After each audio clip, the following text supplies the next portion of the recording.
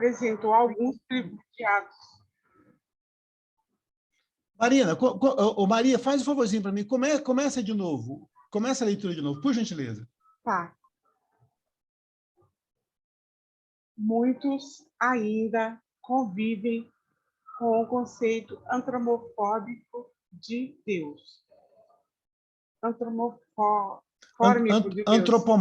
Antropomórfico de Deus. Em outras palavras, o Deus com forma de homem. Esses transmitem que ele se apresentou a alguns privilegiados, como Abraão, a Moisés e outros mais. Entendemos que o conceito da divindade evolui, assim como tudo, passando da sua apresentação como mineral, pedras, monólitos, ao vegetal, árvores, florestas, ao animal, bois, pássaros, chegando a formas humanas. E mesmo nesta forma, evolui dos deuses semi-humanos, humanos aos super-humanos. Como a divindade se apresenta para nós? Beleza. Você concorda que, à medida que eu evoluo, eu mudo a minha forma de ver Deus, né? Então, como que se colocava lá atrás, né? Esse Deus antropomórfico, Deus com formas humanas. Aí, à medida que você vai evoluindo, a gente vai mudando essa maneira, né? Então, a gente adorou pedra, adorou estátua, adorou animais, né? Aí, múltiplos deuses, bezerro de ouro, né? E hoje a gente vê Deus de uma forma. Como será que a gente vai ver Deus no futuro? Né? Porque a gente às vezes pensa que acabou, mas não acabou. Então, como será que daqui a alguns séculos a gente vai ter essa visão, a gente vai enxergar a divindade, né? E como que hoje ela se apresenta para a gente? E vocês observam, por exemplo, que cada religião, ela vê Deus de uma maneira. Né? Vamos pegar aqui no cristianismo, por exemplo. O espírita, ele vê Deus de uma forma, o católico vê de outra, né? Assim, e dentro desse mesmo segmento, a gente vai ver que cada pessoa também vê Deus de uma maneira, né? Mesmo dentro da mesma religião. Se você pegar dentro da doutrina espírita, existe um consenso aí da religião, mas cada um vai ver de uma maneira. Né? Então, como será que a gente enxerga a divindade? Como que eu vejo Deus?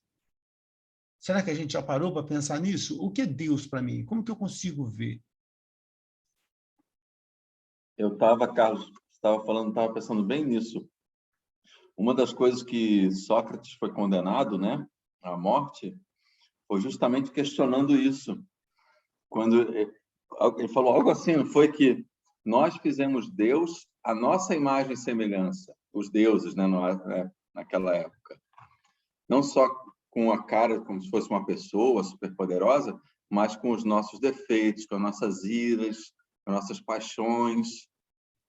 Sim. Né? E isso vem repetindo até hoje, né? Vem. Você sabe o que eu ouvi um dia, Felipe? Deus Claro castiga, que né? Isso. Um dia eu ouvi uma pessoa falar assim, você sabe por que tem abdução? Porque tem muitas pessoas que são abduzidas aqui na Terra? Eu falei, não sei, mas me conta. Daí ela falou, é porque nós somos a imagem e semelhança de Deus. Então, os ETs vêm aqui, pegam a gente, porque nós somos a imagem de Deus. Eu falei, puxa vida, eu não tinha pensado nisso. Né? Então, você vê que... O que você ouve, cara? Né? Por quê? Porque quando fala que você pega o Sócrates, né? Então ele inverte. Nós construímos Deus a nossa imagem e semelhança. Então, quando eu falo assim, mas o que você é? Você não é esse ser humano que nasce, e cresce, fica velho e... Nós não somos isso, nós somos um espírito. Então, se eu sou a imagem e semelhança de Deus, então deveria ser um espírito. Mas mesmo assim, mas nem isso a gente tem certeza. Depois a aula vai falar um pouco sobre isso, mas nem isso a gente tem certeza, né? Então, você vai ter um Deus para Spinoza, né, que vai falar no panteísmo. Você vai ter um Deus para o Antigo Testamento, que é aquele Deus, aquele velho de barbas brancas, né, sentado, aquele Deus bravo, aquele Deus rancoroso. Jesus já apresenta um Deus mais generoso. Aí o cristianismo transforma esse Jesus em Deus. Né? Então, se você chegar ali na igreja e perguntar quem que é Jesus? Não, Jesus é Deus. Né? Então, em cada cultura vai ter uma ideia de Deus. Né? Então, poxa, o que nós estamos vendo? Né? Como será que isso caminha para a gente? Vamos lá. Quem que pode ler para a gente o primeiro capítulo aqui?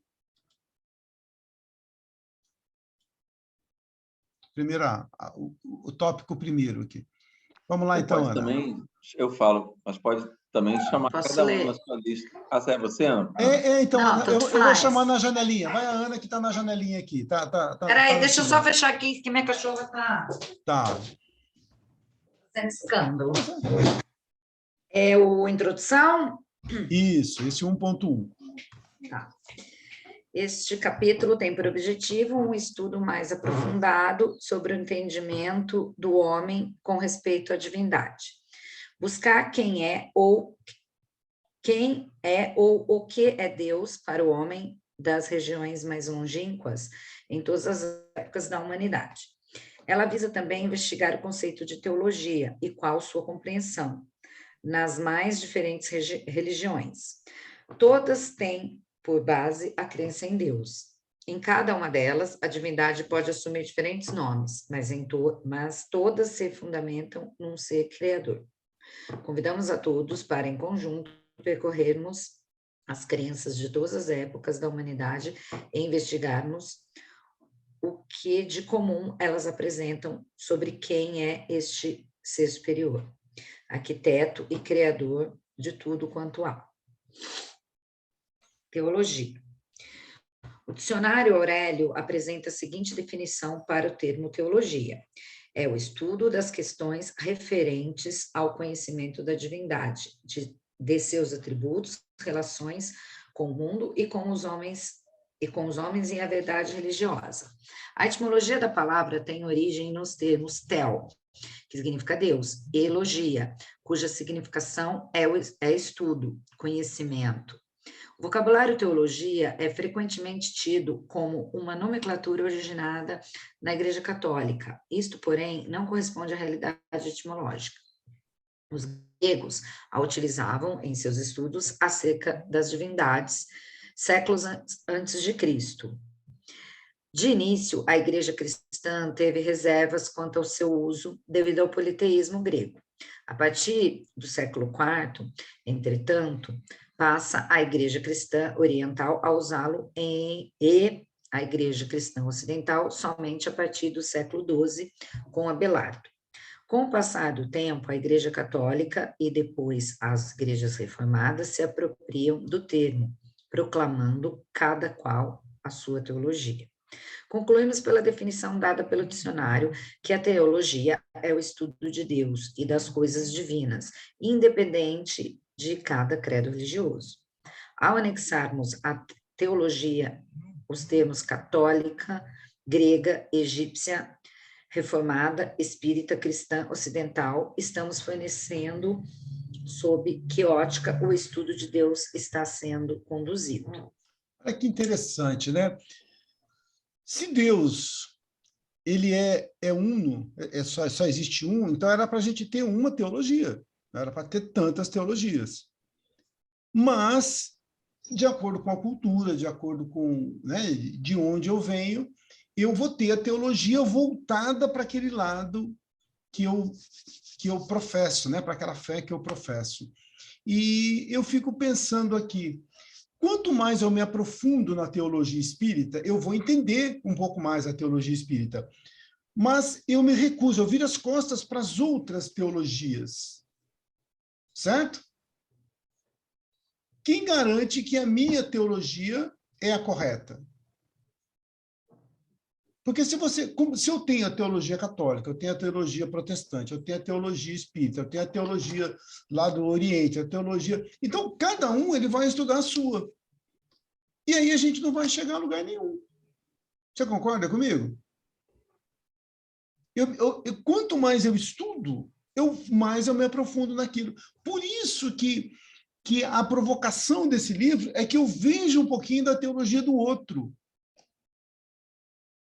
Será que quando um cara evangélico ele fala da teologia dele, será que eu não teria nada para aprender com ele? Será que quando um muçulmano ele vem lá falando de Alá, eu também não teria nada a aprender?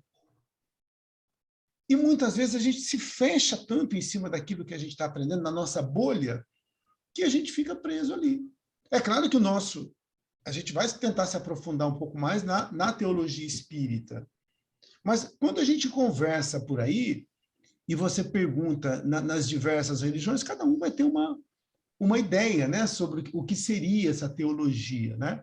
Então, a gente tem aqui que Tel, né, é Deus, elogia o estudo, né? Estudo de Deus.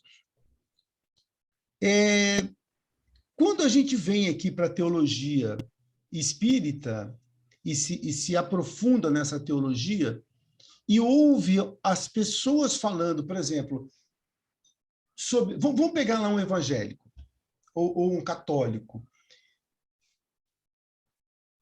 A gente conhece, será que a gente conhece um pouquinho a teologia católica? Todo mundo aqui veio do catolicismo ou não? Veio? Então, o que a teologia católica vai falar para a gente sobre Deus?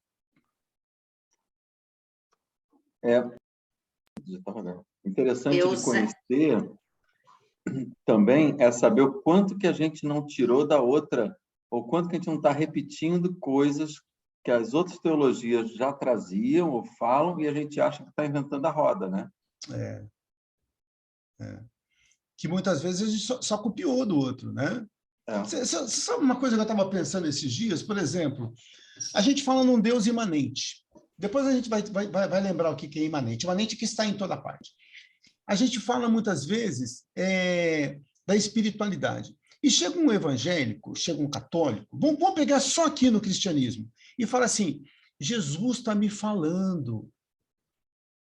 E às vezes a gente fala assim, nossa, mas que pretensão desse cara, né? Ele dizer que Jesus está falando para ele. E às vezes a gente olha aquilo ali meio né, é o Espírito, ele pensa que é Deus, ele pensa que é Jesus. Mas dentro da teologia dele, será que eu conseguiria fazer uma associação com essas coisas? É isso que eu ia falar, Carlos, quando eu ouço, tipo, minha família é evangélica. Quando eu ouço alguém falando isso, eu já faço assim, seu anjo de guarda, algum espírito, eu já penso imediatamente dessa forma, né? Já, como se houvesse uma tradução da linguagem, mas não sei se isso é o certo. Então, mas aí você coloca isso para ele ou você traduz para você? Dependendo da circunstância, assim, geralmente quando eu posso, sempre falo, tá? A gente não tem esse problema dentro da minha família de cada um falar o que pensa. No que acredita, tipo, minha irmã é da Umbanda, né? Meus pais são evangélicos, meu irmão da congregação e eu sou espírita. Então, assim, a gente é bem diferente um do outro lá. Mas sempre a gente está colocando as nossas posições, a gente sempre está discutindo, a gente sempre está... meu sobrinho está estudando teosofia. Que eu gosto também, que eu gosto, assim. Teosofia tem muito a ver com o espiritismo. Sim, sim, da Helena Blavatsky. E tem do Tissé também, né, que ele falou bastante, eu li bastante sobre ele, os livros dele. Então, quando, por exemplo, vamos supor que eu tivesse com um problema no meu imposto de renda, e eu precisasse resolver um problema do imposto de renda, e o imposto de renda está ligado à Receita Federal, que é um órgão do governo federal. Então, eu pego um avião, vou lá em Brasília, eu quero falar com o Bolsonaro sobre o meu imposto de renda. Rola?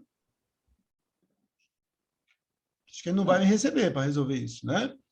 Ele vai falar, não, você não precisa nem sair da sua cidade. Tem lá na 9 de julho, tem um posto da Receita Federal, você vai lá e vai ter uma mocinha, você não vai falar nem com o chefe de lá.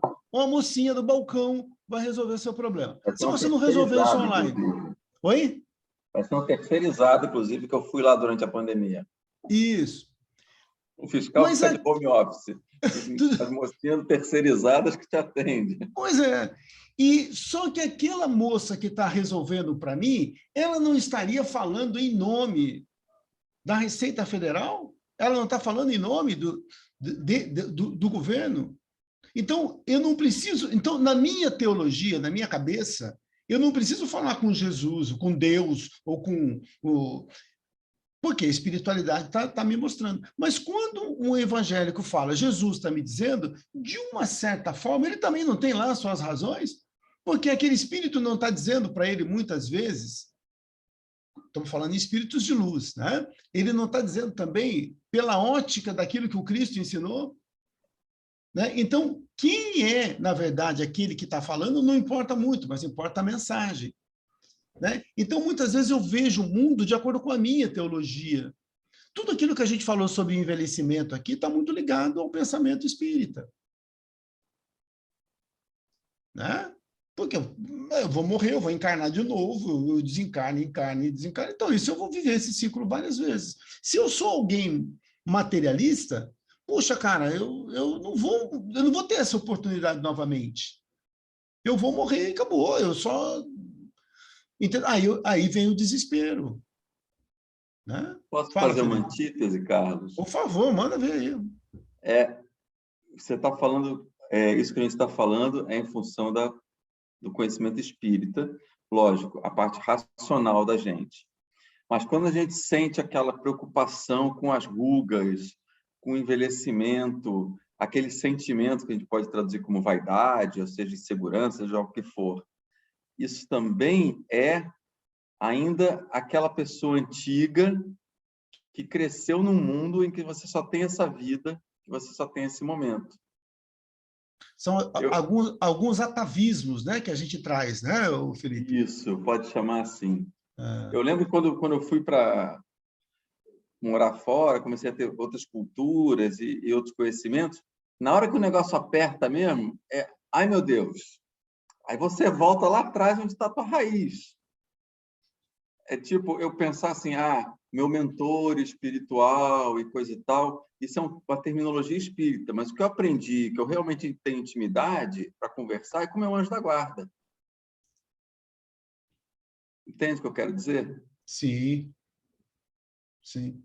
Mas aí tá. Você lembra que a gente estava falando na última aula? Você participou da última aula, né?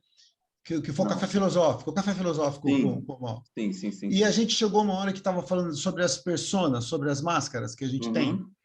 Então, e aí a gente até perguntou, mas e quando eu tiro a máscara do profissional, eu tiro a máscara do pai, tiro a máscara do marido, tiro a máscara do espírita, o que sobra? Né? É que, na verdade, muitas vezes esse verniz, né, racionalmente eu coloco, mas a hora que eu estou caindo do prédio, estou caindo no abismo, aí acabou, aí não tem máscara. Exatamente. Né? Na hora que aperta...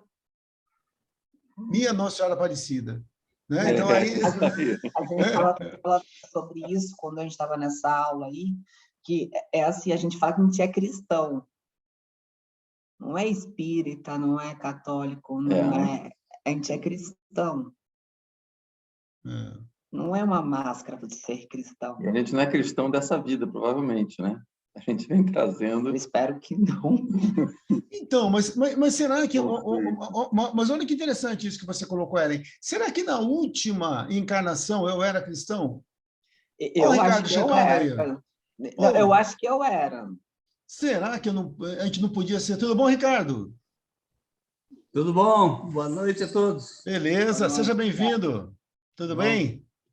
Aqui é de visitante aqui hoje. Poxa, vai abrilhantar e muito aqui a nossa conversa. Boa noite, Ricardo. Estou muito orgulhosa da apresentação do quarto livro do professor Ricardo.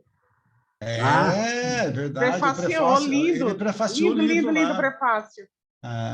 Como gostaram. Então, professor Ricardo, essa é a pergunta que ficou. O senhor foi cristão na última encarnação? Essa pergunta que ficou? A gente estava falando sobre isso agora. Eu fui visto com vestes luteranas. Então o Ricardo foi cristão, né? Isso. Mas e se eu tivesse vindo lá do Oriente e era budista? será que eu também não teria valores superiores? Mas aí é valores de Deus também, não deixa de Isso, ser. mas aí tira a palavra cristão, entendeu? Mas Eu estava vendo tá uma bom. definição de niilismo essa semana, apresentada pelo professor Clóvis de Barros, e ele falava assim, o que é niilista? Né? Ele falava, niilista é aquele cara que não tem valores morais superiores, ele não tem referência, é o cara que aceita propina, é o cara que faz tudo aquilo que está errado. Então, esse cara é a princípio, ele seria um niilista. Né? Então, o cristão, de verdade, não é um niilista. Quem é eu posso até ser cristão e não ter valores morais superiores. Então, eu penso assim, à medida que eu tenho valores, eu posso chamar isso de cristão, eu posso, talvez no Oriente, ela fala assim, eu tenho valores búdicos, eu tenho valores bramânicos, eu tenho valores... entendeu? O importante são esses valores, né? À medida que eu tenho esses valores, aí sim, isso está arraigado. Então, onde eu encarnar, eu vou. Na outra, abrir o olho, estou lá em Delhi, na Índia. Não tem problema, porque eu tenho valores morais. Como é que chama o Deus que a gente vai cultuar aqui? Brahma. Não tem, tá jóia. Beleza. Mas eu tenho esses valores adquiridos e esses valores estão aqui em mim.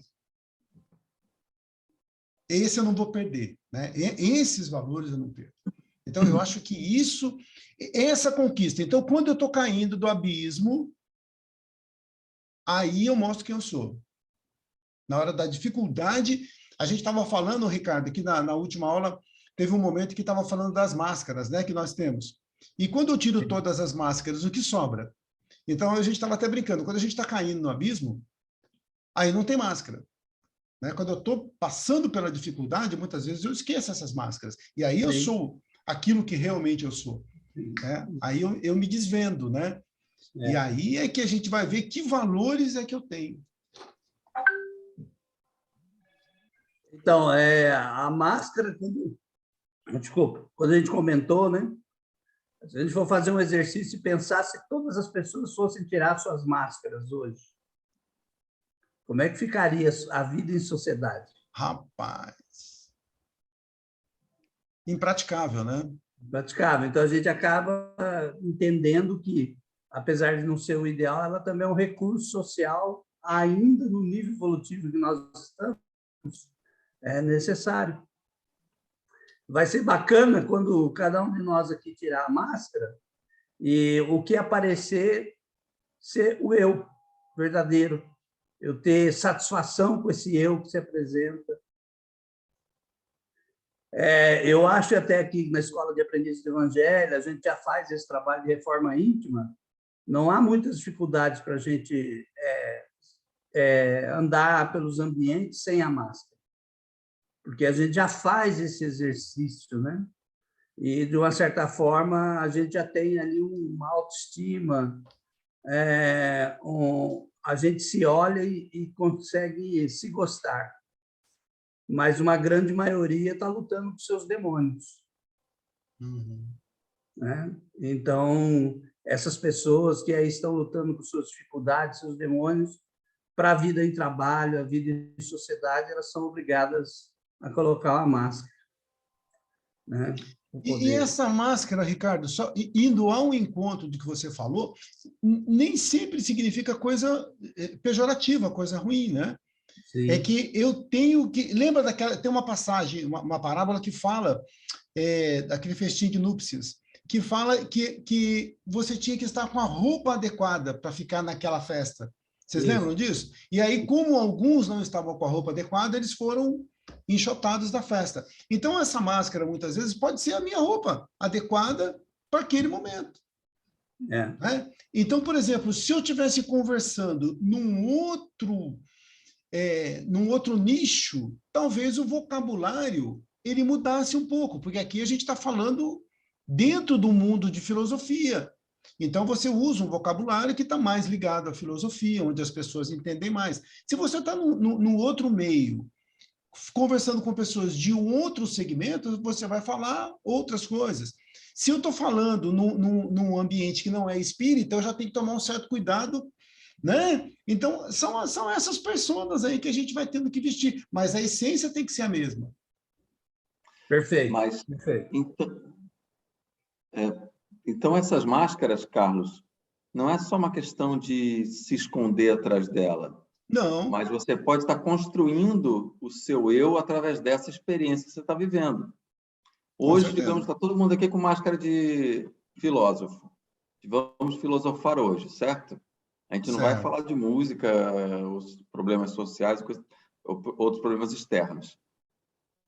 Nós não somos filósofos, mas a gente está praticando, exercitando algo que a gente quer que se incorpore à nossa personalidade real, não é isso? Isso, exatamente. E aí, quanto mais eu exercito isso, mais isso vai chegando lá no meu eu verdadeiro. Entendeu? Eu vou acrescentando atributos a esse ser.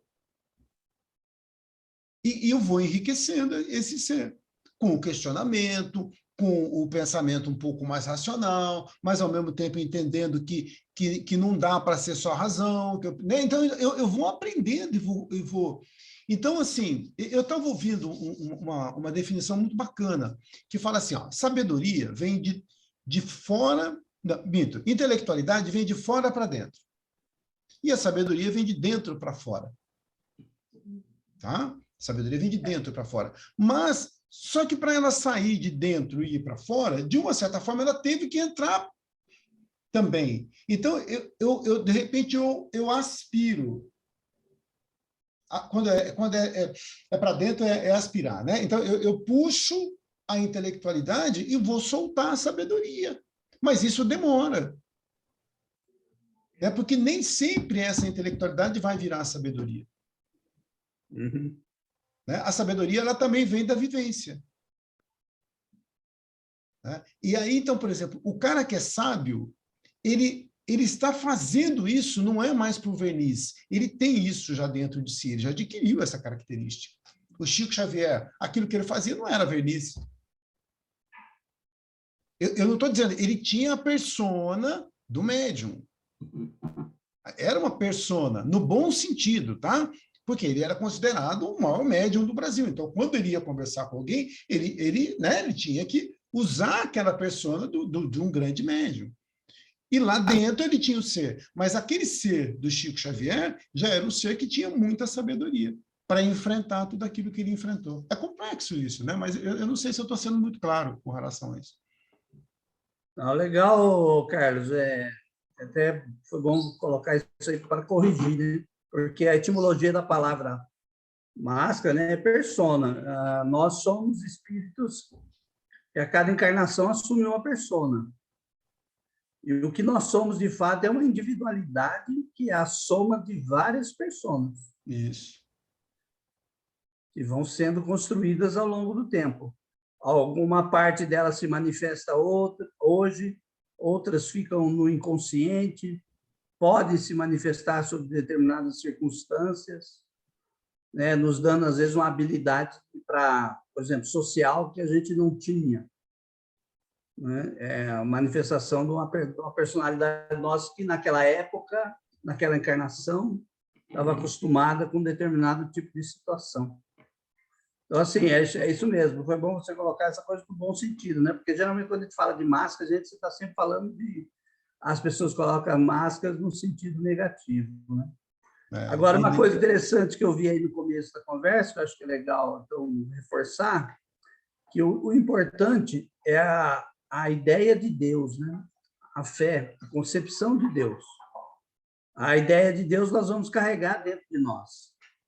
E nós, a cada encarnação, vamos estar num lugar diferente, onde esse Deus será apresentado sob diversos nomes. E essa fé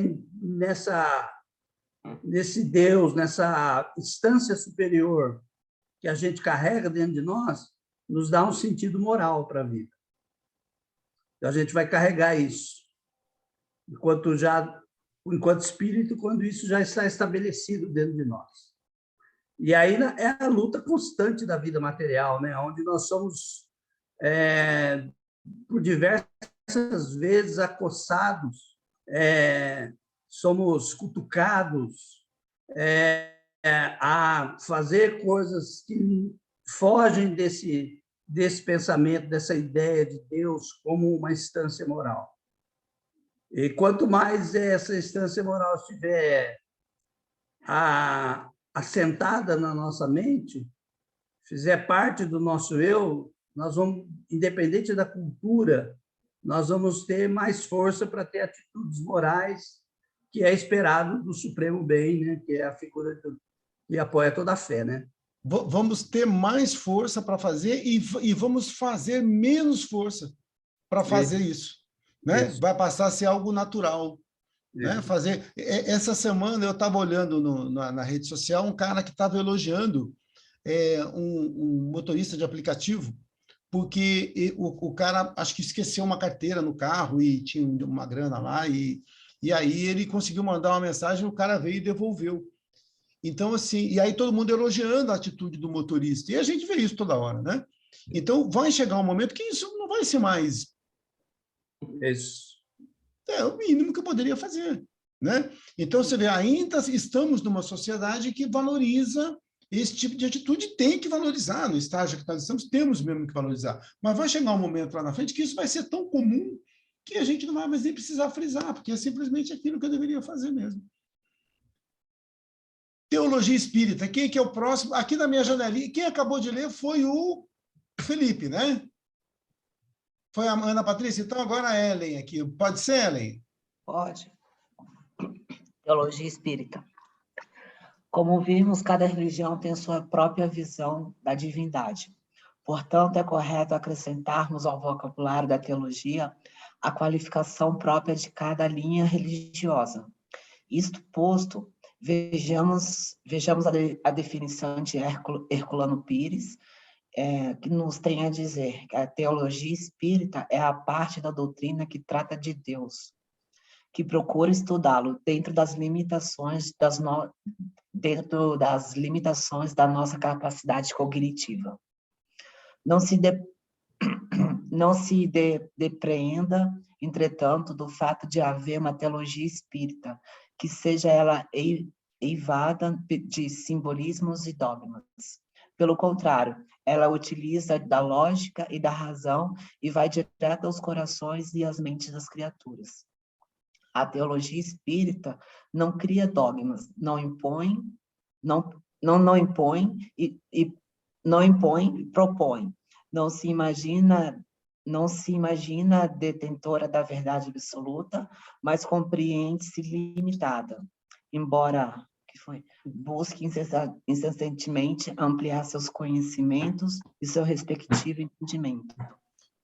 Eu frisei algumas coisas aqui. Então, o que o Herculano Pires fala para a gente? É a parte da doutrina que trata de Deus, que procura estudá-lo dentro das nossas limitações. Porque eu tenho limitações. Então, eu não vou conseguir entender tudo. Rapaz, você pega um universo, só a Via Láctea, de uma ponta a outra, 150 mil anos viajando pela velocidade da luz. Via Láctea, a gente fala sobre isso toda semana, é como se fosse um bairro de uma metrópole.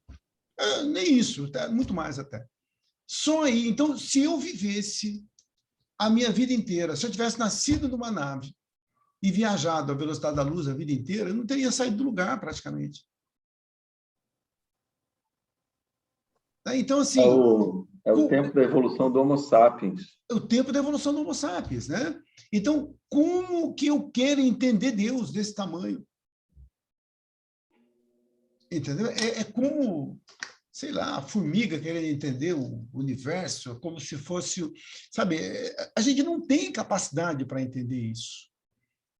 E aí vem um cara e fala assim, mas Deus não existe, porque senão eu estaria vendo ele e fala, puxa, cara, mas que coisa pequena que a gente está falando, né? Quando a gente pensa dessa maneira.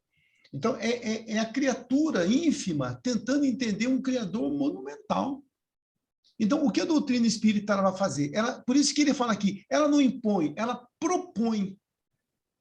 Porque ela sabe que isso que nós estamos entendendo hoje. Então, quando o Espírito vem e fala para mim, ó, causa primária de todas as coisas, inteligência suprema, mais do que isso você não entende. É só até aqui que eu posso te falar, porque mais do que isso você não vai entender. Você não tem capacidade cognitiva para entender mais do que isso.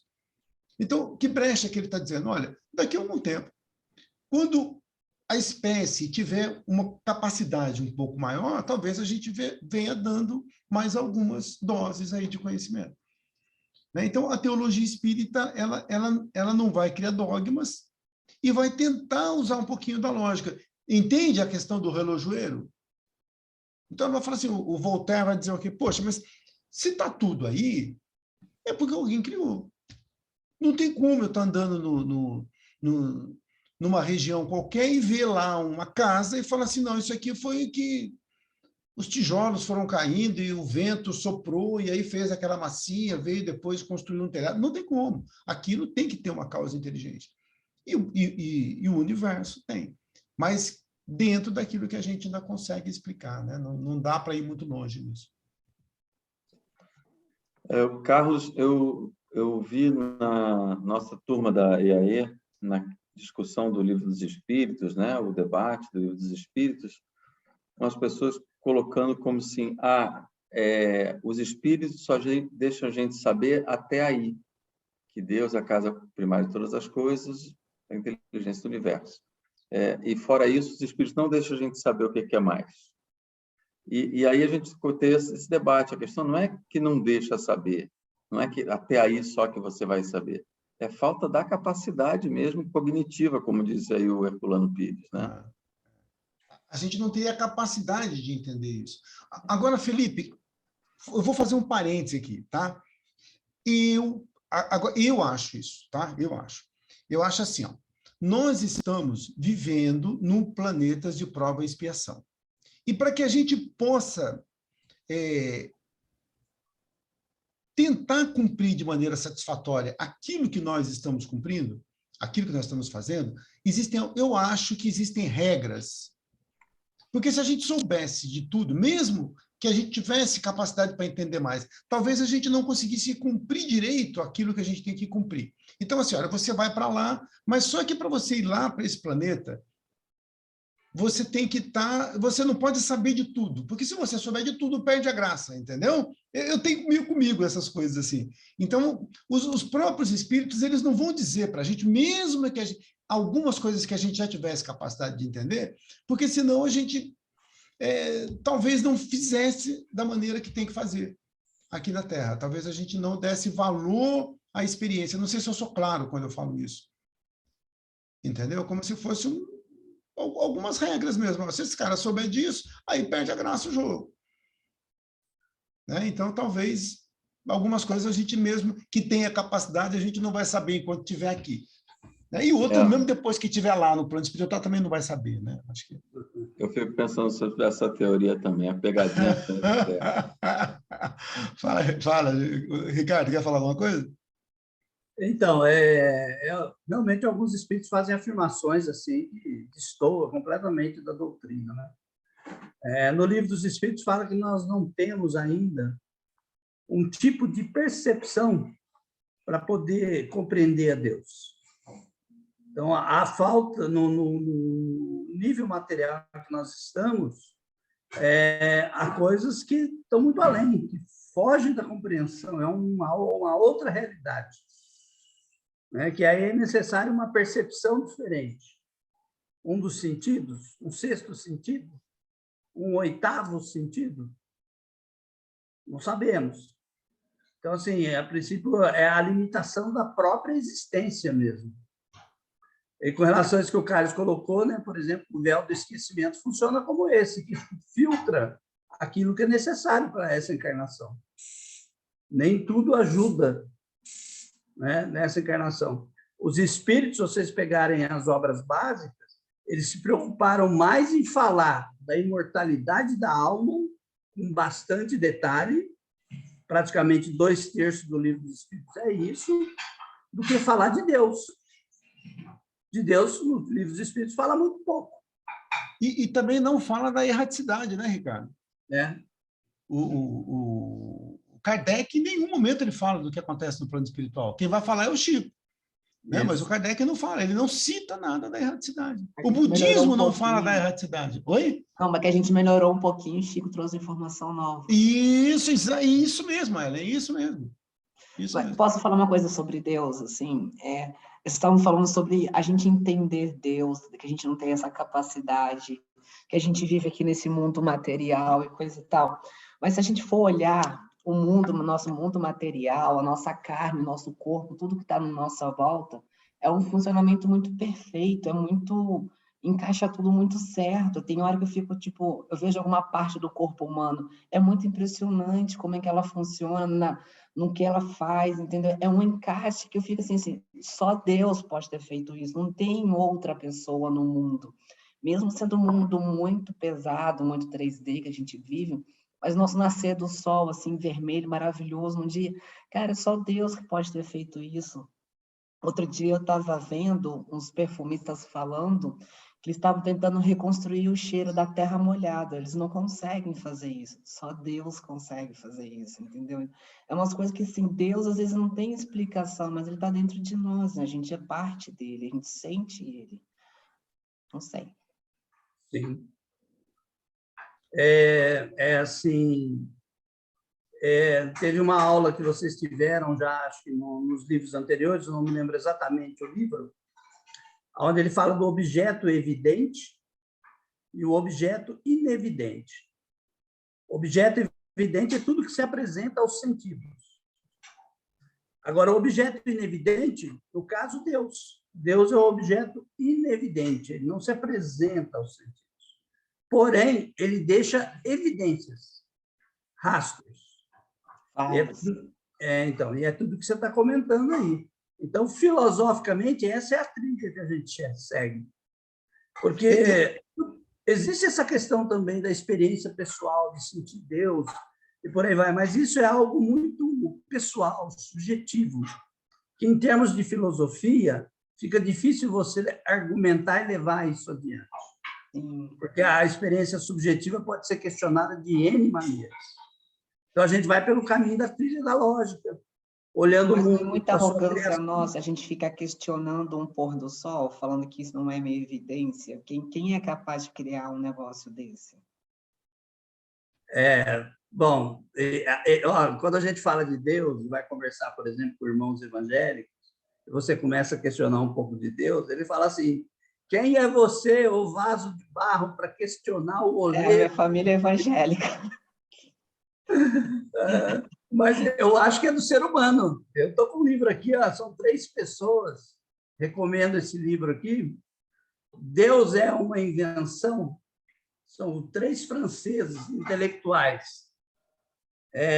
Um cético, um agnóstico e um crente, de alto nível. Eles, o livro inteiro, fazem um grande diálogo sobre Deus. Eu fico vendo assim essas pessoas sentarem para fazer um livro desse, a capacidade que eles têm de pegar esse assunto e trazer mais coisas, mas sempre mais reflexões, mais questionamentos, mas no final do livro vai nessa direção, né? Deus é essa grande dúvida, esse grande incognoscível, né? Como eles falam aqui no livro. E que a gente não vai conseguir entender através dos nossos sentidos, né? Mas a curiosidade humana ninguém segura, ninguém segura. Mas essa capacidade de questionar o pôr do sol, como a Ellen falou, ou até Deus, também é algo que foi dado para a gente. Um cachorro não questiona isso. Sim, sim. Também é um presente de Deus isso, né? Perfeito. Eu acho que esse é o exercício saudável, né?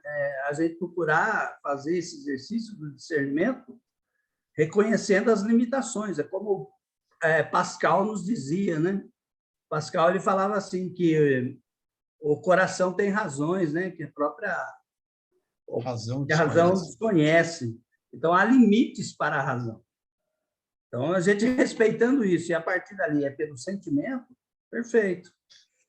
E esse questionamento que a Ellen está fazendo é um questionamento a partir da razão.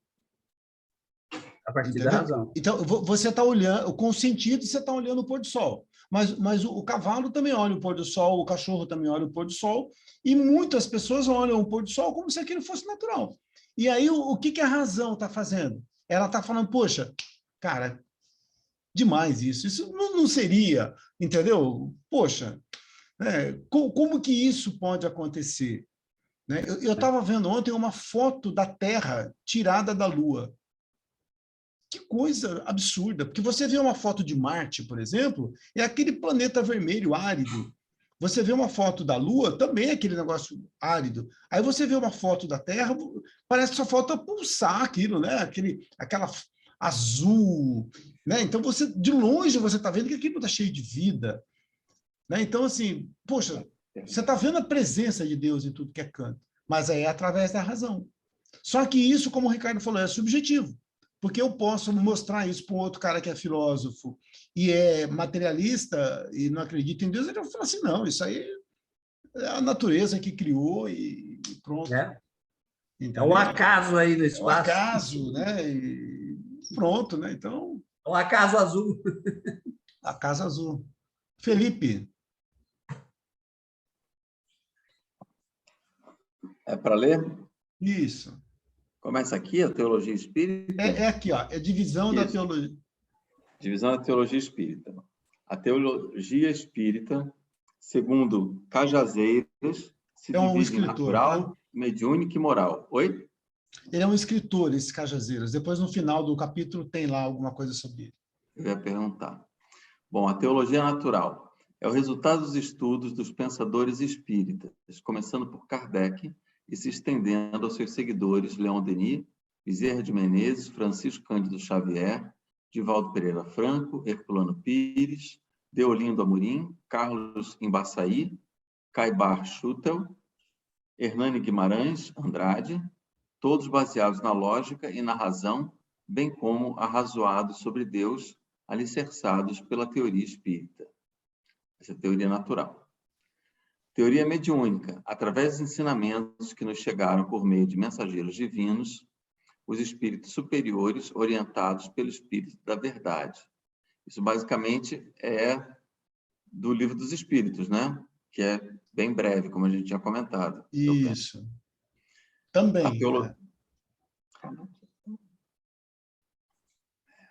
A teologia moral, resultante da moral ensinada e vivenciada por Jesus. Estrutura e modelo moral espírita, contida principalmente em O Evangelho segundo o Espiritismo, em O Livro dos Espíritos, na terceira parte, As Leis Morais. Tá. Então, a gente vai dividir isso aqui em 3, né? Que a gente vai ter lá, a princípio, esses nossos pensadores, esses grandes pensadores espíritas, depois, aquilo que é passado pelos espíritos, né, que são os nossos mensageiros aí, orientados pelo Espírito de Verdade, onde você coloca que tem muito do conteúdo aqui do Livro dos Espíritos e de outras obras também, né, mas principalmente do Livro dos Espíritos, e a teologia moral, resultante da moral ensinada por Jesus. Será que tem uma que mais importante que a outra, ou o grau de importância, ou a gente não deveria ir por esse caminho?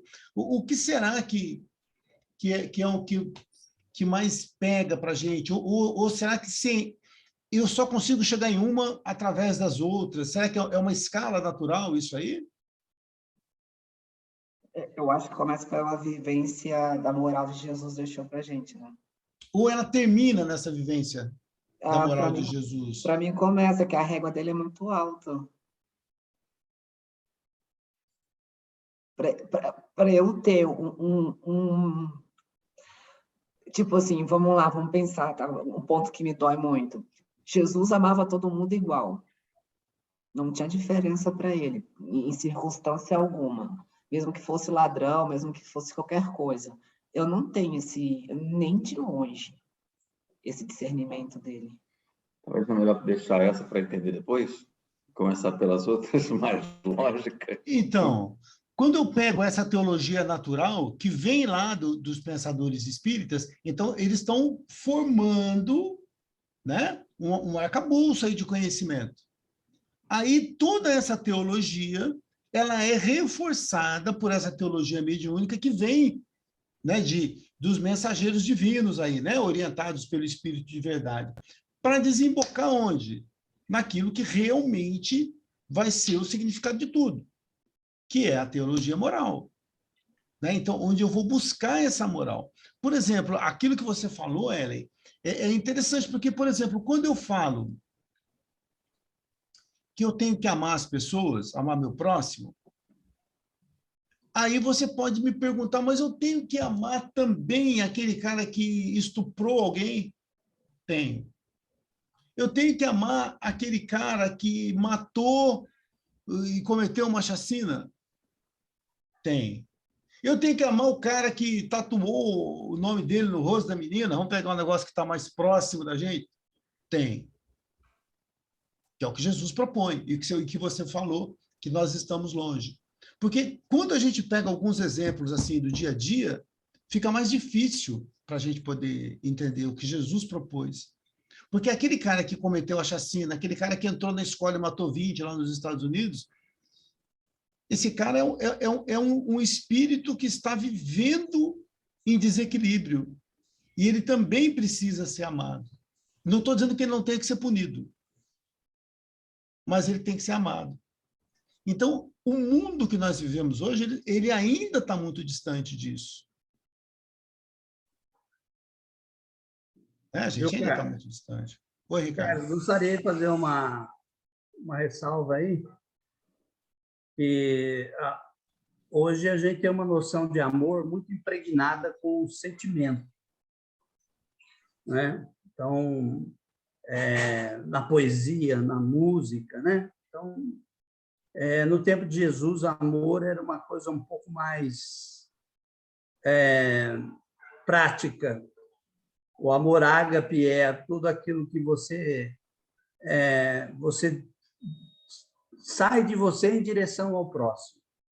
É o sentimento que você projeta para o próximo. Então, quando Jesus, por exemplo, é questionado se ele ama mais ou menos a família, né?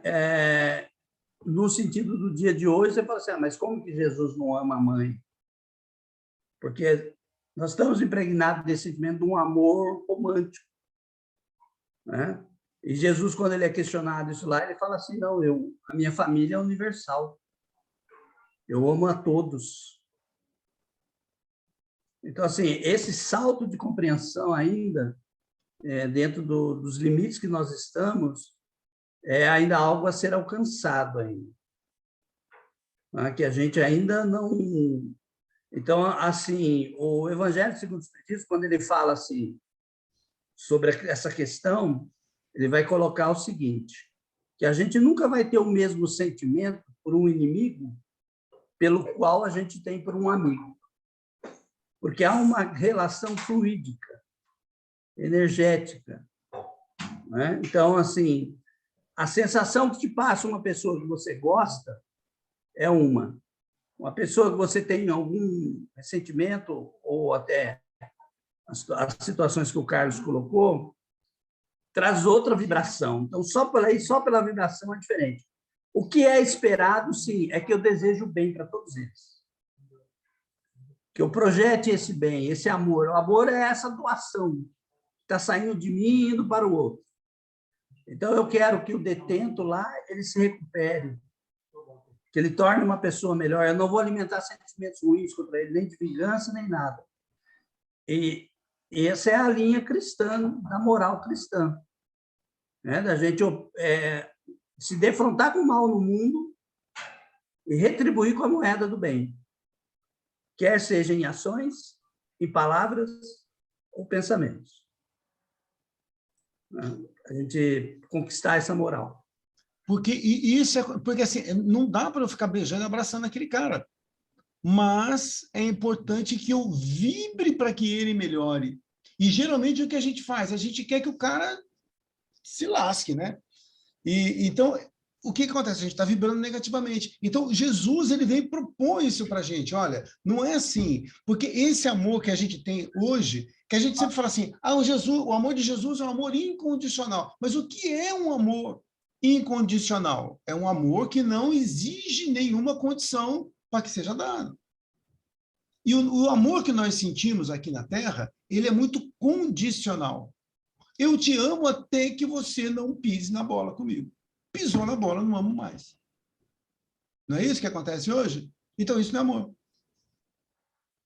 Eu Isso queria não tem falar nada a uma ver com coisa. amor. Pode falar, Marina.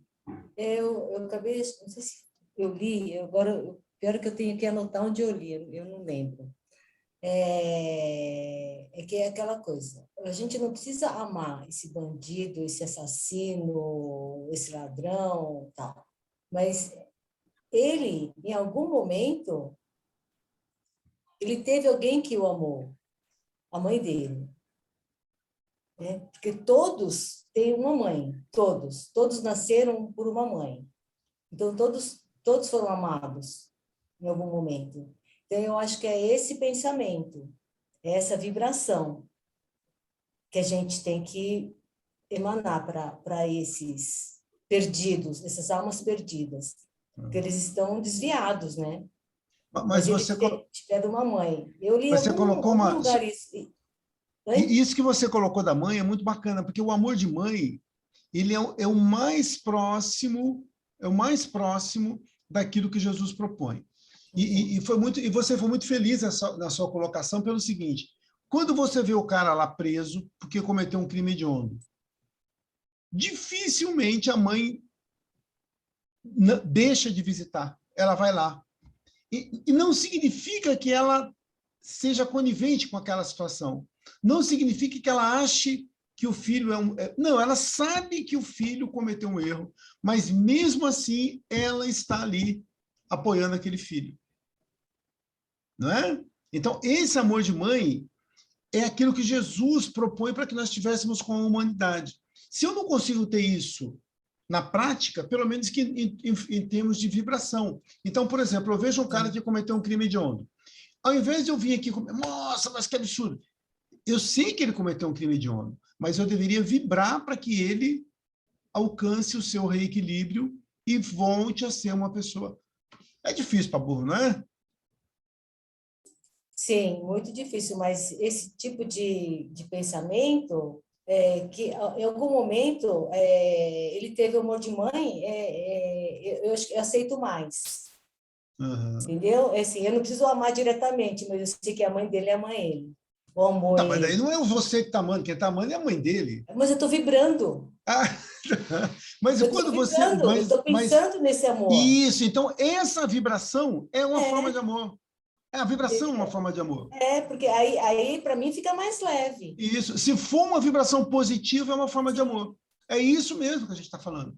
Sim. Entendeu? Não é levar cigarro para ele, porque eu não tenho nessa intimidade com ele. Mas o fato de eu vibrar positivamente é uma atitude de amor. Ô, Carlos, gostaria de colocar uma provocação aí na mesa, na roda aqui de bate-papo. Vamos lá, Ricardo. Eu revisitei esse livro aqui hoje, né? Eu comentei aqui com vocês, Deus, uma invenção, são 3 franceses, né? Estou mostrando aí, eu acho que o Pedro não estava. Tem um determinado momento que eles colocam que a teologia tem atrapalhado a concepção de Deus. Por quê? Eles comentam que o Deus, quando entendido pela teologia natural, eles usam outra palavra lá, mas seria a nossa teologia natural. É um Deus mais compreensível. Agora, na medida que a teologia se meteu para descrever Deus, dar características de Deus, né? E aí a coisa eles vão conversando e falando assim, que fica cada vez mais difícil justificar esse Deus. Quando, por exemplo, se fala de um Deus que é Trindade, que veio da Virgem Maria, de um Deus que participava de guerras, entre outras coisas mais. Então, esse é o grande confronto que a doutrina espírita traz no meio cristão. ela vem trazer uma visão de Deus cósmico, de acordo com a teologia natural, somando-se a isso a teologia moral de Jesus. Né? E a teologia do cristianismo, de uma forma geral, ela se apoia num Deus pessoal, um Deus que vagou aqui pela terra dos judeus, que participou das guerras. Como justificar racionalmente, intelectualmente isso?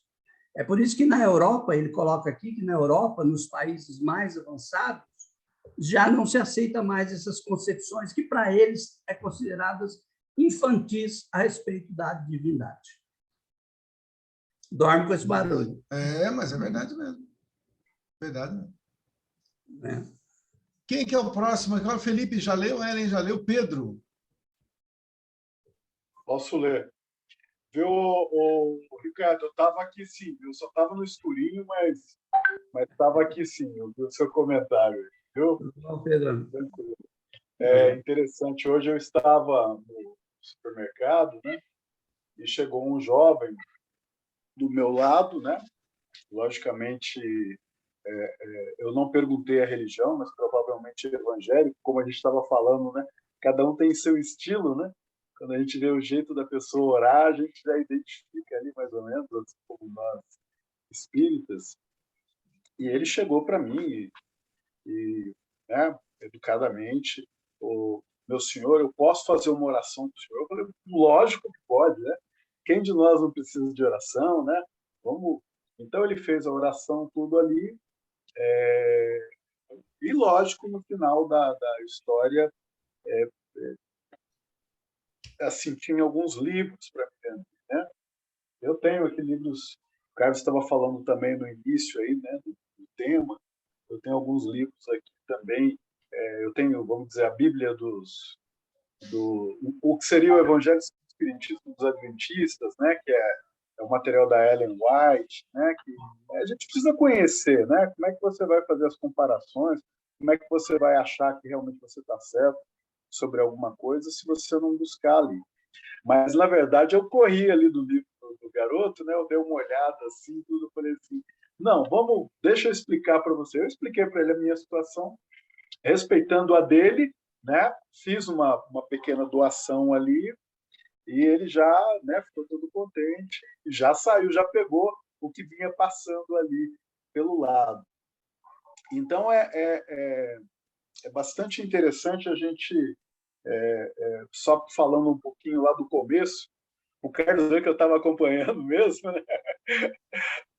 A gente realmente precisa, né, abrir os ouvidos, olhos, para o que o outro diz, né? Não só o berço católico que a gente traz, mas também para entender um pouco mais do outro e a forma como esse outro vê Deus, né? E foi interessante que o rapaz me perguntou, ele falou assim, vocês espíritas não acham que Jesus é Deus, né? O que você tem a me falar? Aí eu expliquei para ele, né, como é que é essa colocação do espiritismo, enfim. Bom, mas vamos lá. Deus, o nome e o conceito. Mas o que há em um nome? Diria William Shakespeare. O poder do nome já fascinava o homem primitivo quando acreditava que com sua pronúncia exerceria um domínio mágico sobre o ser ou o objeto verbalizado. O nome assim surgia imantado, carregado de energia. Na verdade, o nome pensado ou falado traz o objeto, a presença do sujeito. Assim era com Deus, Jeová, Alá, Zeus, Brahman. Mais do que o nome, sobressaiu a ideia, o conceito que o homem faz de Deus. Nos povos dotados de cultura, eu tentando mover a tela aqui, obrigado, Carlos. Nos povos dotados de cultura, a ideia de Deus é a de um ser superior com nítidos contornos filosóficos. Aristóteles dizia que os judeus e os celtas eram povos filosóficos onde predomina a ideia monoteísta. O conceito de Deus que Jesus pregava era o Deus amoroso, suave e manso, muito distinto daquele pregado por Moisés, o Deus terrível, zeloso e vingativo. A resposta da primeira pergunta do Livro dos Espíritos consolida o pensamento platônico. Inteligência suprema e causa primária de todas as coisas. Por isso, Kardec perguntou: que é Deus, em vez de quem é Deus? A inteligência divina é o conhecimento infinito, pleno, total. Sua antítese é a ignorância absoluta, nada, o vazio de ideias. O nada gera o nada. O nada é o não ser, a inércia, a ausência, o vazio. Deus, porém, é tudo. Deus é o ser, a vida, o movimento, a plenitude, a onipresença, a onipotência, a onisciência. É a inteligência geradora de todas as outras. Em resumo, essa inteligência não é uma inteligência qualquer, mas a inteligência suprema, superior a todas as demais, geradora de todas as outras, inquestionável e, finalmente, acima de tudo, o que o homem possa conceber. Deus não é apenas uma causa singela, mas a causa, a razão de tudo que existe. Agora todo mundo entendeu o que é Deus, né? Eu acho que depois dessa não tem mais dúvidas sobre o que é Deus.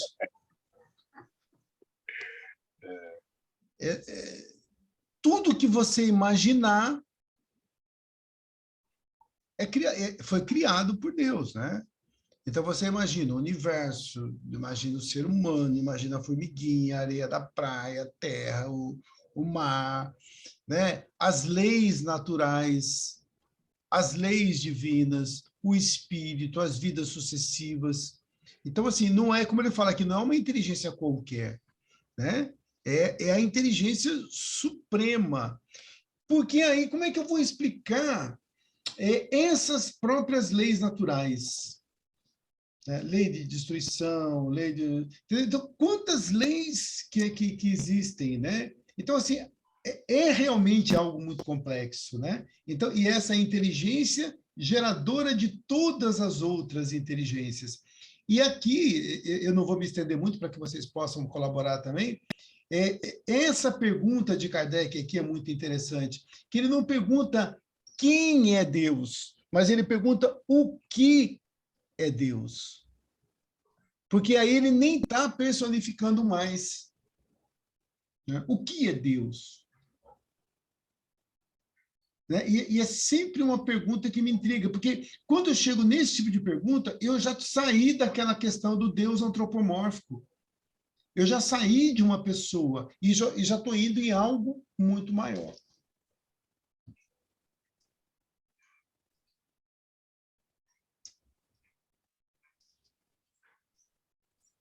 Perfeito. O pessoal ficou em silêncio aí, eu acho que... Eu posso falar assim, outro dia eu estava numa discussão dentro do carro, a gente estava falando de Deus. Minha mãe sempre foi evangélica, ela estudou espiritismo por um tempo, continua estudando, mas ela é muito evangélica. E aí estava meu sobrinho que ele falava que ele era agnóstico. É evangélico, mas toda terça-feira ela tem um grupo de espíritas que faz evangelho no lar.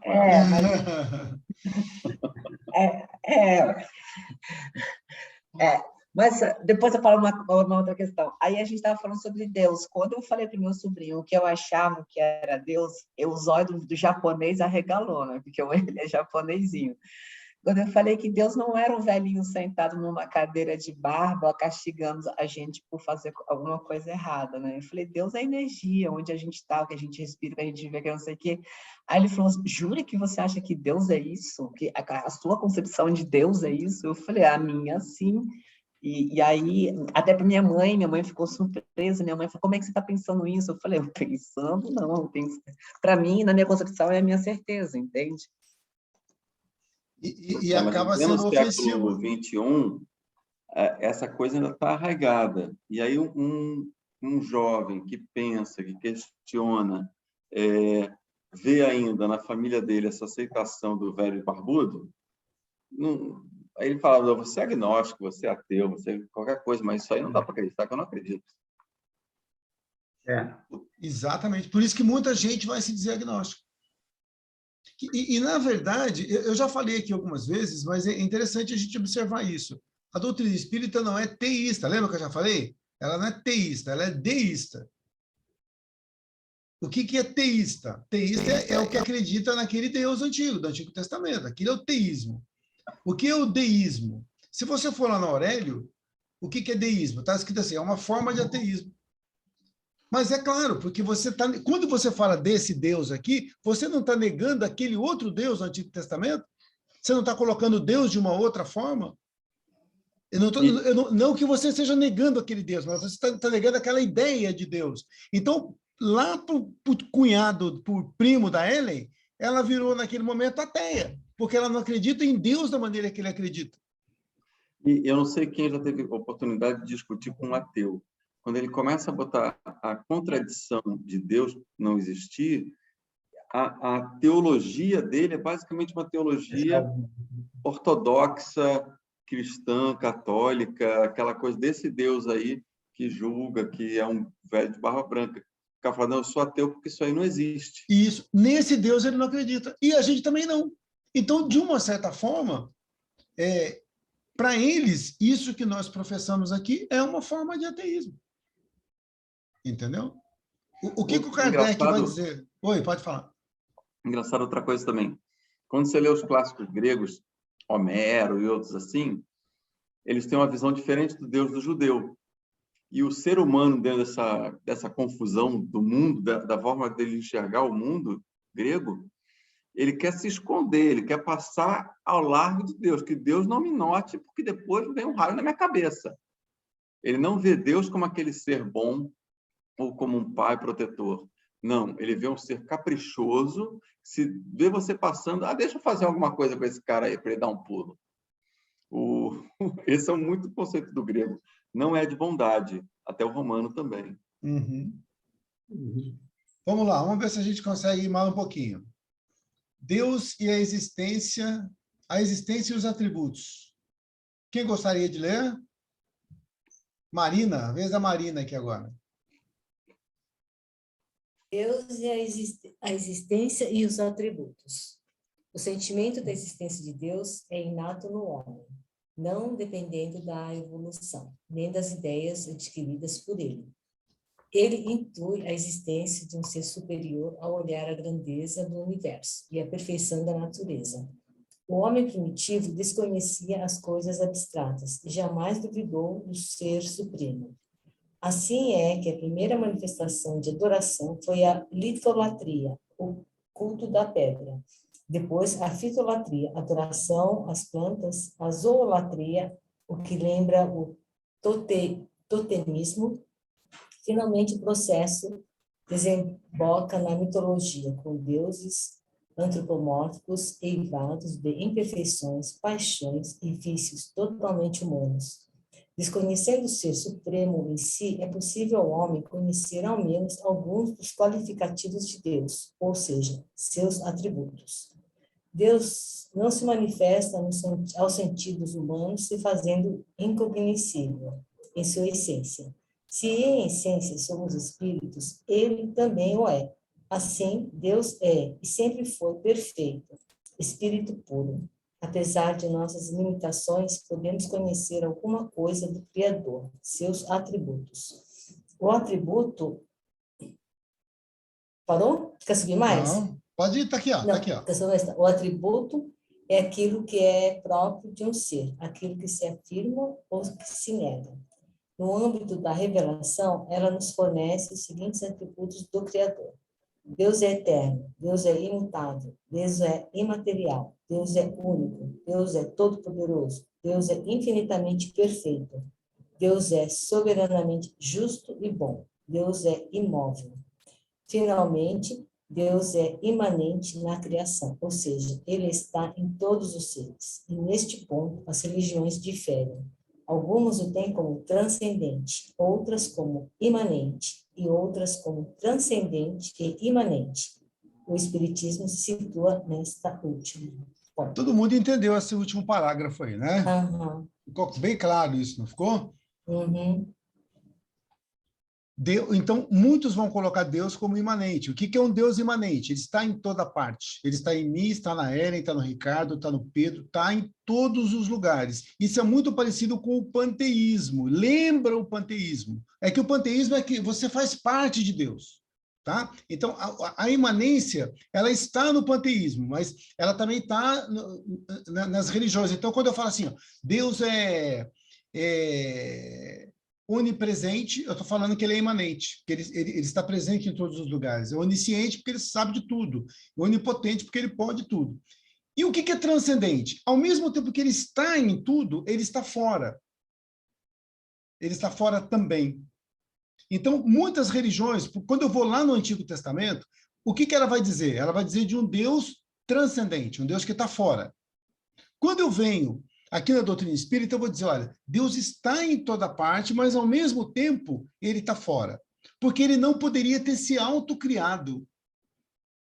Entendeu? Se isso aqui, ó, é Deus, isso aqui é Deus, e tudo isso é Deus, como é que ele se autocriou? Então, como que o universo se autocriou se Deus é o universo?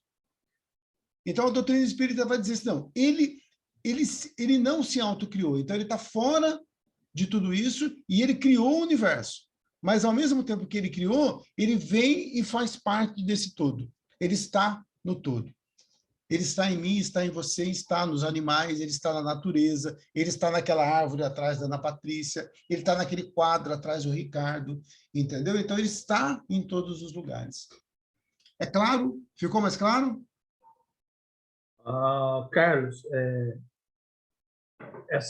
o maior exemplo que eu já vi sobre isso é bem como os orientais falavam, né? O que está no micro também está no macro.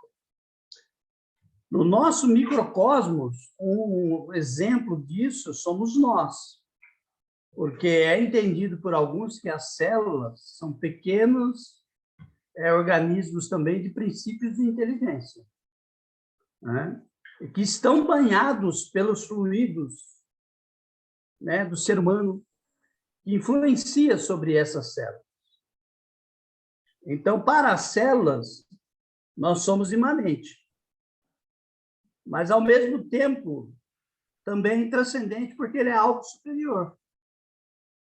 Transcende aquela condição.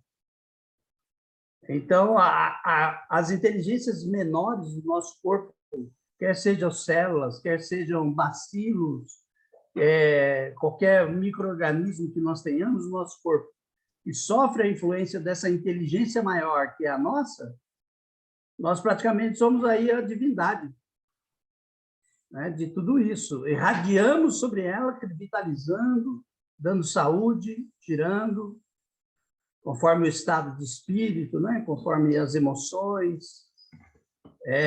Então, assim, o espírito humano ele está como que em cada poro, como em cada local, no corpo como um todo. É como a bucha lá, né, quando a gente vai lavar a louça, né? Você pega a bucha sequinha lá, uma coisa. Disso eu entendo, Ricardo, dessa parte eu entendo. Aí você abre a torneira, a água entra por todos os poros.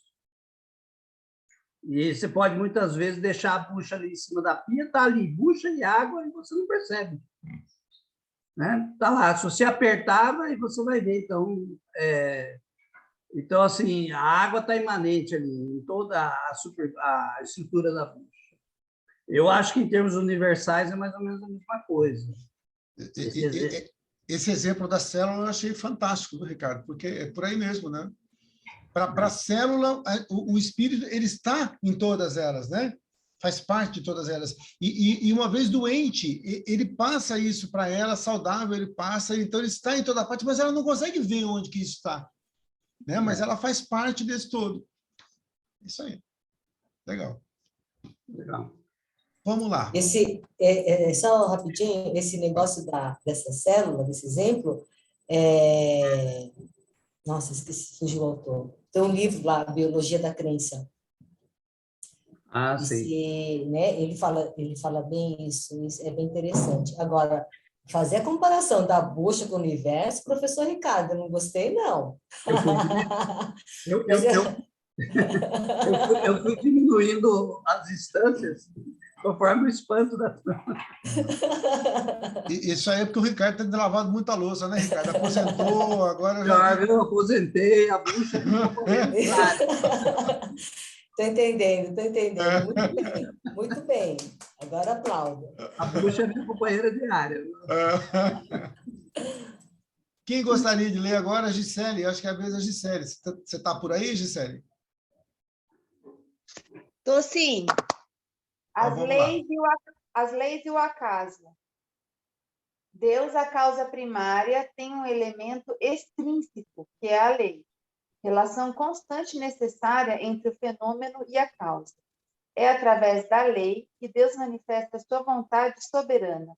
A lei divina é perfeita e imutável, garantindo por isso a estabilidade do próprio universo. A lei é relação, isto é, correspondência, encadeamento, relacionamento, entrosamento, vinculação entre os seres e as coisas. Essa relação é constante, necessária, fatal, imprescindível, inexorável. Deus atua através de suas leis e de seus mensageiros. A ideia de acaso, porém, anularia a da atuação permanente da lei divina no cenário existencial. Atribuir qualquer coisa ao acaso seria considerar a possibilidade de um descuido, de uma distração da inteligência suprema. O acaso equipara-se ao milagre, fruto da imprevisão e da imponderabilidade. De qualquer forma, o acaso estaria fora de qualquer cogitação, pois ele representa a negação da causa. Acreditar na existência de Deus é afastar naturalmente o acaso de qualquer cogitação. Fantástico isso, fantástico. Então, as leis naturais, né, que a gente citou, como que, olha a perfeição, né? Então, a natureza, o universo, então ele já tem as suas leis naturais. E quando cai aqui nessa questão do acaso, que a gente já discutiu em aulas passadas também, se atribui algo ao acaso é como se Deus tivesse dado um cochilo, né? Poxa, mas então se ele deu um cochilo, ele não pode ser Deus. Como é que pôde acontecer algo ao acaso? Né? Não tem como. Então, olha que interessante a gente poder observar, né? E quantas coisas a gente às vezes atribui, né, ao acaso. Né? Não teria como. A gente viu um livro tem umas 2 semanas, foi um filme, tem umas 2 semanas, de uma freira dando aula para as crianças pequenas, assim, né? E aí ela falou assim, professora, aconteceu tal coisa que um menino lá tinha visto uma coisa chocante e que morreu, foi durante a Segunda Guerra Mundial, e morreu uma família, assim. Aí ela fica assim chocada com o que o menino relata, né, que ele viu a cena, e ela pensa assim, vamos fazer um exemplo. Todo mundo aqui pega e deixa cair o seu lápis. Aí todo mundo caiu o lápis, jogou o lápis, criança adorava jogar o lápis. Aí pega de volta o lápis. Aí diz, então, o que aconteceu enquanto caiu o lápis? Aí todo mundo ficou olhando assim. Ela é a mesma coisa. Quando acontece uma coisa assim que está imprevista, é que Deus deixou cair o lápis. Aí ele não viu o que aconteceu. Estava distraído pegando o lápis. Ele estava distraído pegando o lápis. Pois é. Então, aí, a gente está submetido a leis, né? Então, essas leis naturais é que vão ocasionar tudo isso. Leis, inclusive, lei de causa e efeito. Né? Inclusive, lei de causa e efeito. Ô, Carlos, eu tive tem um grupo, né, que eu participo, de filosofia, e tem um grupo de filosofia e espiritualidade e outro é de filosofia, e aí pessoas de todo tipo. No grupo tem um cara muito inteligente que ele é físico. E nós, um dia, falando das leis naturais, da física quântica, não sei o quê, um comenta daqui, comenta dali. Aí eu coloquei essa questão das leis, né, da perfeição das leis, e aí entrei como filósofo, né? Essas leis que a física, a matemática diz que está na natureza, né? Qual é a causa disso? Qual é a causa? Por que existem essas leis, né? Regulares e tudo mais? E aí acabei colocando a questão de Deus na história, né? No grupo. E aí o físico falou assim para mim, falou assim, dentro da física nós não temos a prova de que Deus existe. E eu também não necessito desse argumento para explicar as leis. Ele simplesmente aceita como o fato de que as leis fazem parte da natureza, ponto. Ele já é um físico aí cético, né? Ateísta. Ele entende que para ele é como se fosse um recurso que a gente usa. Uhum. Né? Você é um recurso que você usa para explicar algo que assim, compreende. Eu trago, às vezes, esses contrapontos aqui para vocês, porque eu acho que a gente tem que ser bem dialético, né, como filósofos. Então, a questão que foi colocada aí, que as leis é um efeito inteligente, que pressupõe uma causa inteligente. Isso é um axioma da filosofia, quer dizer, é uma sentença, uma afirmação que é colocada como premissa de conversa. Se a pessoa acha que leis inteligentes vêm do acaso, não convém nem discutir. Né? Passa pelo entendimento, né, de Deus, né? Porque, por exemplo, quando eu falo que tudo isso que quando a gente pega naquela imanência, então isso tudo faz parte da divindade, né? As leis fazem parte da divindade. Sim. Agora, quando eu estou olhando aqui só de uma visão meio míope, eu posso falar, não, isso é só uma lei.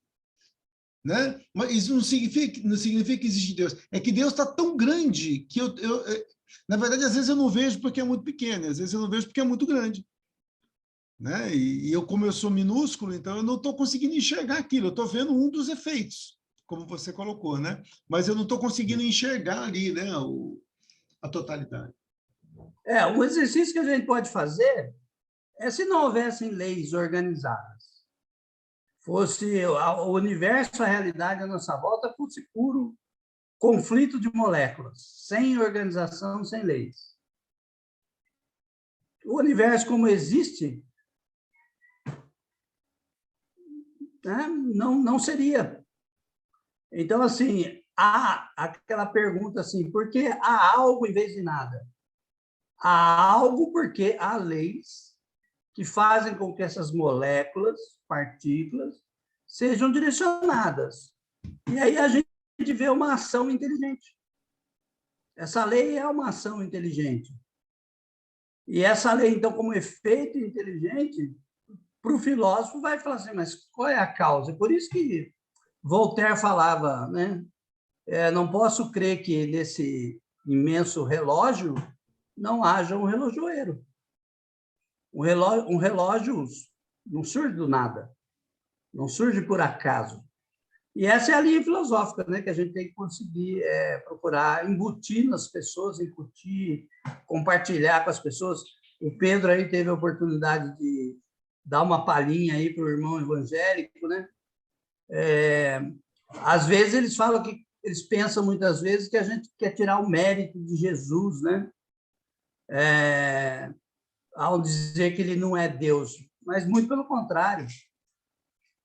Nós queremos ainda elevar a estatura de Jesus, reconhecendo que ele é o tipo mais perfeito que representa a divindade para nós. E, às vezes, falta essa palavrinha, né, para a pessoa encarar de uma forma diferente. Não há nenhum demérito. Muito pelo contrário. Exatamente. Quando você tira Deus de Jesus, tem esse estranhamento. E falando, aliás, a gente, no início de uma das leituras, acho que de quem leu depois de mim, fala sobre aquela questão, né, do nome, né, de se pronunciar as coisas, e me veio à cabeça a parábola do bom samaritano, né, que é interessante que quando Jesus pergunta, né, ali para o doutor da lei, qual que era, o que eu faço para me salvar, e aí ele conta a parábola do bom samaritano, e ele menciona um doutor da lei, um levita e um samaritano. E quando ele pergunta para a pessoa, né, porque ele pergunta quem é meu próximo, né? E aí ele conta a parábola. Aí ele pergunta, então, né, quem você acha que é o próximo do cara? Então, é interessante o preconceito que existia, que o fariseu ele não vai responder, que foi o samaritano. Ele não pronuncia a palavra samaritano, né? Ele fala, aquele que agiu de compaixão para com ele, né? É interessante essa coisa da palavra, esse preconceito, né? Até mesmo nessa situação em que quando a gente fala que a forma como a gente encara Jesus e os anjos, enfim, que você tem assim, você sente, né? Aquele olhar assim, né? De certa forma preconceituoso, mas, né? Eu acho que a gente tem que entender. Muitas vezes eu volto no passado também e me lembro, quando a primeira vez que eu estava olhando numa estante, peguei o livro dos Espíritos, quando eu li que era o livro dos Espíritos, eu soltei no chão. Eu não tive não tinha coragem nem de pegar, de tão arraigado às crenças anteriores. Aliás... Foi você que estragou aquele meu livro, então, agora que eu descobri. Não. Olha que interessante aqui, olha. Eu só vou passar aqui para a gente poder encerrar. Os olhos da carne só enxergam, e muitas vezes com grandes deficiências, aquilo que é de sua própria natureza, e dentro do seu acanhado ângulo de análise. Né? Então, voltando a falar da limitação, né? E é pelo espírito que se enxerga, ou minto, é pelo espírito que se chega ao espírito. Então, eu não vou conseguir aqui, encarnado, nesse mundo extremamente limitado, ter uma dimensão daquilo que pode ser Deus. Né? A nossa visão aqui é uma visão muito acanhada. Então, é muito difícil mesmo. Né? E, quando a gente vem aqui nessa questão aqui da religião e religiosidade... Eu vou ler isso aqui, só porque essa aqui eu acho que vale a pena, que é uma parte bem legal, para a gente poder já partir para o nosso encerramento. Ou então eu vou fazer o seguinte, eu vou convidar o Ricardo para ler para a gente, para brilhantar ainda mais aqui. Obrigado. Vou ler aqui pelo monitor, tá? Tá bom. 1.9, religião e religiosidade. Isso. A doutrina espírita é religião em espírito e verdade. Ela é centrada nos ensinamentos de Jesus, descrito nos evangelhos, dos quais se retira apenas a essência, ou seja, os princípios de cunho universalista aplicáveis à humanidade como um todo. E despida de culto exterior, a fé espírita é racional, portanto, difere de todas as crenças. O dogma religioso, o dogma de fé, não tem lugar nessa fé raciocinada.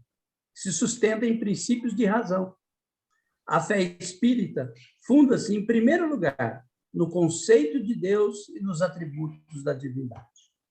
E, com isso, passamos da prática religiosa propriamente dita, ritualística, cerimonial, idólatra, que mantém o homem no cultivo das aparências, para o sentimento de religiosidade. E se a religião lida com a formalidade exterior, a religiosidade visa a essência do homem. E se a religião tem um sentido mais social, a religiosidade é um apelo ao espiritual, ao moral. E se a religião é estática, a religiosidade é dinâmica.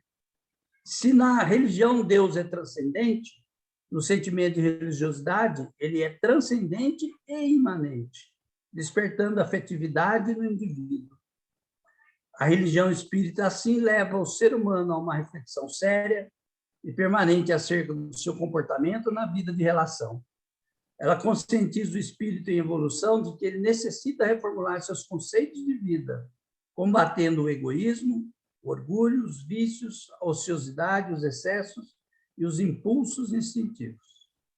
Lembra no início que a gente falou assim, eu tenho pensamento, um sentimento, o cristão, que a gente acho que foi com a Ellen que a gente estava falando, né? A moral cristã. A religiosidade, ela vai fazer com que eu tenha a moral, né? E não a moral vinculada a uma religião. É uma coisa que a gente sempre fala, as religiões fazem cercas. A religiosidade, ela faz pontes. Né? Ela vai fazer com que a gente tenha esse contato direto com Deus, e é o futuro. É o futuro. Né? E não fazendo essa distinção entre eu sou espírita, outro evangélico, outro eu sou do bem, ele é do mal. Então, isso é uma coisa muito pequena, né? Perto daquilo que é a religiosidade, perto daquilo que é esse caminho mesmo para a espiritualidade, que é o caminho do amor, que é o caminho do entendimento. Então, à medida que a gente vai evoluindo, as religiões com certeza vão se acabar. Muita gente fala assim, no futuro todo mundo vai ser espírita. Não, no futuro a doutrina espírita vai sumir, porque isso vai estar tão arraigado nas pessoas que não precisa mais de ficar falando. Tanto ela quanto todas as outras religiões. Aí a gente vai estar vivendo um momento de religiosidade, e não de espiritualidade, né? E não esse momento de simplesmente estar aí um debatendo com o outro para ver quem está certo, quem está errado, né? É aquilo que nos aguarda mesmo. Pode-se ter religiosidade sem religião. Pode. E eu penso que à medida que a gente vai caminhando agora para o final do nosso curso de Filosofia Espírita, talvez a gente consiga já ver um pouco isso de maneira mais clara, né? De estar menos ligado à nossa cerquinha aqui e mais ligado ao todo, né? A fraternidade, o entendimento, a compaixão, a moral, coisas que antes eu fazia, agora já começam a me incomodar, coisas que antes eu falava, agora já começam a me incomodar, né? Então, isso tem a ver com essa nossa mudança mesmo. Carlos, sobre o que o Ricardo acabou de falar, que está certíssimo, se pode ter religiosidade sem religião, é verdade. Mas é mais fácil alcançar sua religiosidade num grupo, numa comunhão religiosa que faz você progredir de uma forma mais firme, não é? Acredito nisso também. Assim, é preciso muita elevação espiritual para sem comunhão, né? Sem parceria, sem a troca, para o indivíduo, né? Conservar a sua religiosidade. Esses ambientes, eles favorecem. Então, um culto, uma missa, tem a sua razão de ser, tem sua função, né? Ainda são muletas, né, que a gente tem que levar, ainda necessitamos para atingir essa religiosidade do qual o Carlos está falando. Porque ainda hoje, cada um quer ser dono de Deus. O sentimento é o meu Deus, o seu Deus, o meu Deus na minha igreja é diferente. O meu Deus lá na minha igreja faz isso. No tempo de Kardec, né, o lema era fora da igreja não há salvação. Kardec vem e faz uma provocação. Fora da caridade é que não há salvação. Era um contraponto a esse lema de que é somente na minha igreja, né? São Clemente fala isso. Fala da igreja, não há salvação. Isso. Ok. Então, mas esse estágio ainda... tanto o Pedro comentou a historinha aí de nome, você vê engraçado, tem uma passagem na Bíblia que ela fala assim que as pessoas vão testemunhar a Deus. Então, haverá aquele que vai dar o seu testemunho falando o nome de Deus, em alguma passagem. Então, por exemplo, os testemunhos de Jeová, eles se baseiam nessa passagem para dizer o seguinte: nós proclamamos o nome de Deus.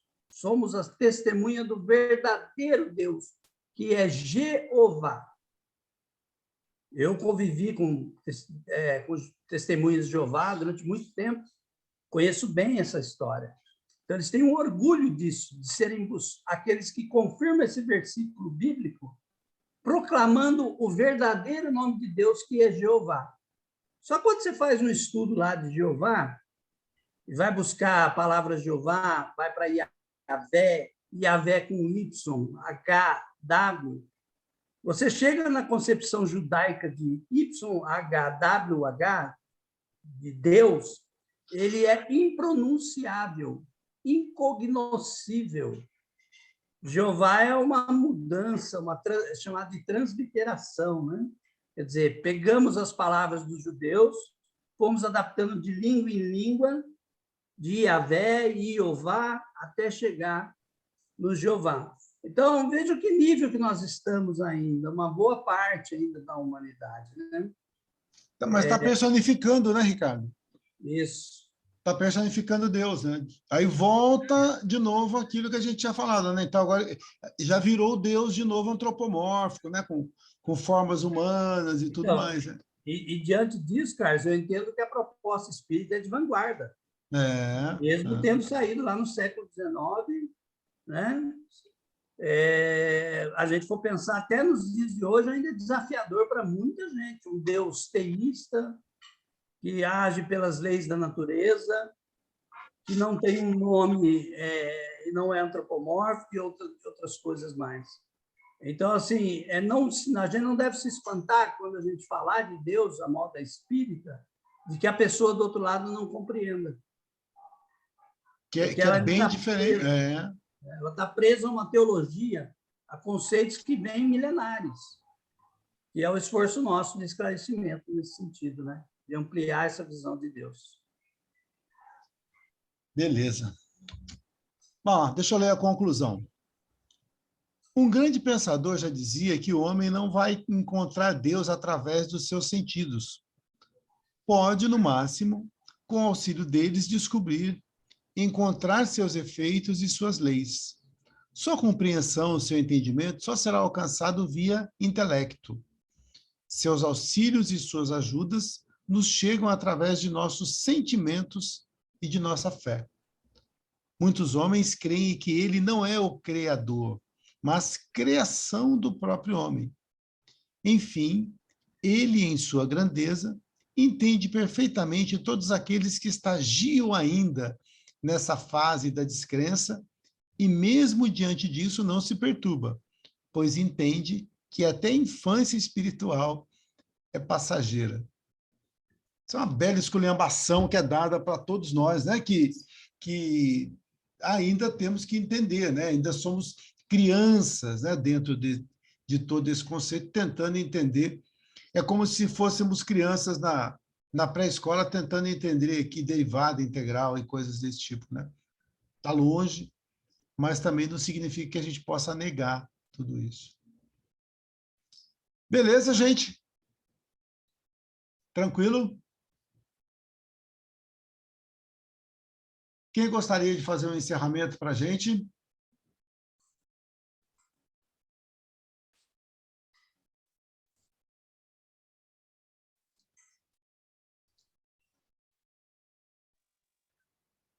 Bom, na falta, eu sempre tenho a intenção de deixar com que os meus amigos movam essa habilidade, né? Mas vamos lá, né? Vamos lá. Agradecemos, então, a Deus por mais essa aula maravilhosa que tivemos esta noite, mais essas dúvidas, colocações, tudo isso que com certeza vai nos alimentando, vai nos tornando cada vez mais aptos aos degraus que a evolução nos coloca à frente. Agradecemos aos nossos guardiões, agradecemos a todos que guardam a nossa casa. Pedimos também para que essa nossa união não seja em vão, possamos transformar tudo isso em vibração de paz e amor, e enviar lá para a região da Ucrânia, da Rússia, para que todos esses nossos irmãos entendam que é assim a melhor maneira de se resolver as coisas, conversando em paz. Que o Pai possa nos dar um fim de semana maravilhoso e sempre perseverança para que todo esse curso de filosofia, não só a nossa turma, mas todas as turmas, continuem sempre, porque é dessa forma que a gente vai acelerando a nossa evolução. Muito obrigado ao Carlos, muito obrigado ao Ricardo esta noite, muito obrigado a toda a turma que compareceu. Uma boa noite a todos. Que assim seja, graças a Deus. Gente, bom feriado. Feriado não, bom final de semana a todos. Estou pensando Carlos, em feriado já aqui. Oi. Eu queria perguntar quantos anos já tem o curso de filosofia? Esse curso começou em 2004, 18 anos. Quase Chegamos à maioridade aqui. Verdade. Chegando à maioridade, né, Ricardo? É muito lindo, muito obrigada. Ô, Carlos, só uma perguntinha. Você fez parte de qual turma? A primeira. A primeira, fiz a segunda turma. Você fez a segunda, né? É, a segunda turma. Então, beleza. Ricardo, tá sempre Tchau, convidado, gente. hein? Toda semana, ó, a hora que quiser, estamos aí, hein? Beleza? Tendo um tempinho, eu passo para ver os amigos. Isso, passa mesmo sim, tá bom? Tá bom. Gente, Tá, gente, boa brigadão. noite. Tchau, boa Abraço. noite. Tchau. Boa noite para Beijo. todos. Abraço, Tchau, tchau. bom final de semana.